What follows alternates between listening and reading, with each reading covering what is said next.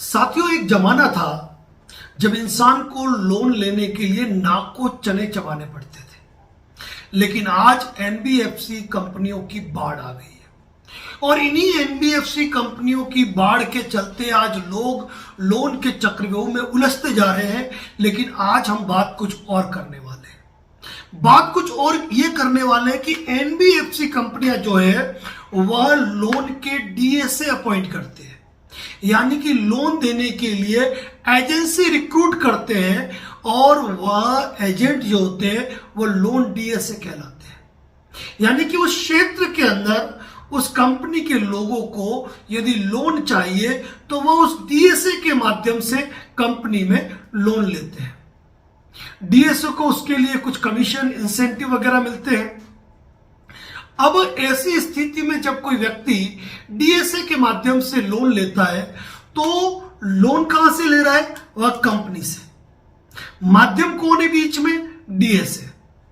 लेकिन कई बार ऐसा देखा गया है कि लोन देने वाली कंपनियां लोन पूरा होने के बाद एनओसी नहीं देती है, नो ऑब्जेक्शन सर्टिफिकेट नहीं देती है। ऐसी स्थिति के अंदर जो कंज्यूमर हैं, जो लोन लेने वाले हैं, उनको कई दिक्कतों का सामना करना पड़ रहा है। एक दो नहीं, अनेकों ऐसी एनबीएफसी कंपनियां हैं जो लोगों को लोन देती है डीएसए के माध्यम से, और जब उनका लोन पूरा हो जाता है तो वह एनओसी भी प्रोवाइड नहीं करती है। और कारण जो होता है वो बताया जाता है कि डीएसए ने जो लोन दिए हैं लोगों को, उनमें कई लोगों के लोन का भुगतान नहीं हुआ है, उन लोगों के लोन क्लियर नहीं हो रहे, उन लोगों का लोन डिफॉल्ट नहीं है। इस कारण तुमको एनओसी नहीं मिलेगी। जब इस बात पे विस्तार से बात की जाए तो कहा यह जाता है एनबीएफसी कंपनियों द्वारा कि हमने डीएसए से इस बात का एग्रीमेंट एग्जीक्यूट किया है कि इतने प्रतिशत यदि आपका लोन डिफॉल्ट रहेगा तो हम आपके कस्टमर को एनओसी प्रोवाइड नहीं कराएंगे। क्या यह उचित है?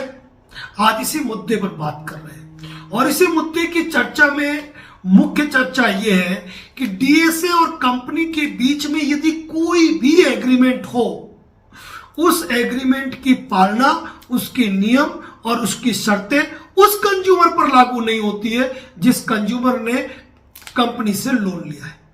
यदि आपके डीएसए का कोई राशि बकाया है, डीएसए आपको राशि का भुगतान नहीं कर रहा है, तो ऐसी स्थिति के अंदर डीएसए से आपका जो भी एग्रीमेंट है वह उस जगह पर है, लेकिन आप उस कंज्यूमर की एनओसी को नहीं रोक सकते।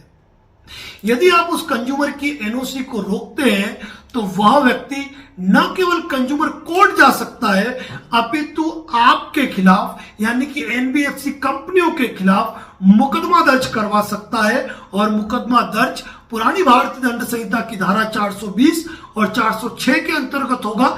जो नई भारतीय न्याय संहिता की धारा है जो 420 और 406 के अंतर्गत रिप्लेस हुई है, उनके आधार पर मुकदमा दर्ज होगा।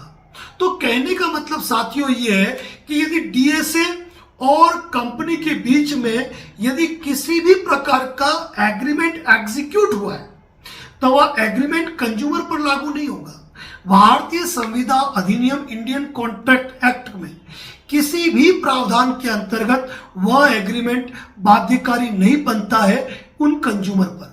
ऐसी स्थिति में एनबीएफसी कंपनियों द्वारा जो एनओसी रोकी जाती है, और उस एनओसी को रोके जाने से अगर व्हीकल लोन है तो कई जनों के रजिस्ट्रेशन एक्सपायर्ड होते हैं, कई जनों के फिटनेस एक्सपायर्ड होते हैं, कई जनों को डबल लोन लेना पड़ता है। कई सारी ऐसी प्रक्रिया है सिक्योर्ड लोन के मैटर में। अगर एनओसी के कारण अगर वह चीजें रुकती है तो उन तमाम हर्जे खर्चे की जो जिम्मेदारी है ना, वह किसकी है? उस एनबीएफसी कंपनी की है।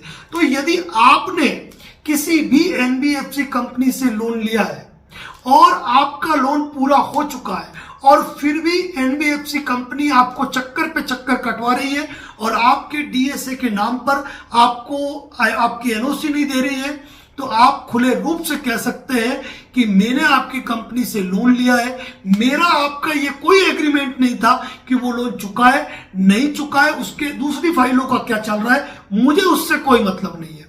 मैंने आपकी कंपनी से लोन लिया है और नियम और शर्तों के अनुसार मैंने आपके लोन की सारी किस्तों की अदायगी कर दी है, आपको ब्याज की अदायगी कर दी है, पेनल चार्जेस की अदायगी कर दी है और कोई भी बाकियात शेष नहीं रही है। ऐसी स्थिति में यदि आप मेरी एनओसी रोकते हैं तो मैं आपके खिलाफ न केवल धोखाधड़ी का आपराधिक न्यास भंग का मुकदमा दर्ज करवा सकता हूं, अपितु आपके खिलाफ कंज्यूमर कोर्ट के अंदर भी मुकदमा फाइल कर सकता हूं। और तमाम एनबीएफसी कंपनियां जो इस तरह के कृत्य कर रही है, इस प्रकार के कृत्यों से बाज आए, क्योंकि आपका जो भी एग्रीमेंट है आपके डीएसए के साथ है।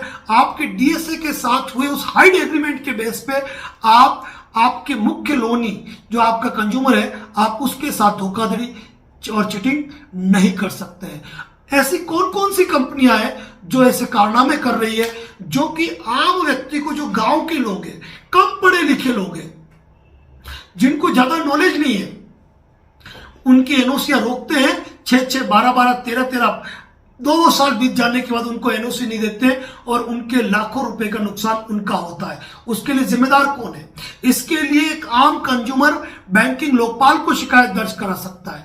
इसके लिए वह संपर्क पोर्टल पर शिकायत दर्ज करवा सकता है, पुलिस थाने में एफआईआर दर्ज करवा सकता है, कंज्यूमर कोर्ट में जा सकता है और आरबीआई तक को उस कंपनी की कंप्लेंट भेज सकता है कि इस कंपनी द्वारा ऐसा एक्ट मेरे साथ किया जा रहा है। क्या आपकी नजर में भी है कोई ऐसी कंपनी जो इस प्रकार के फ्रॉड करती है आम कंज्यूमर के साथ, जिनका लोन चुका दिया गया है लेकिन उनको एनओसी या इंटरेस्ट सर्टिफिकेट या फाइनल लोन स्टेटमेंट नहीं दिया जा रहा है? यदि कोई कंपनी है तो कमेंट बॉक्स में आप टाइप करें।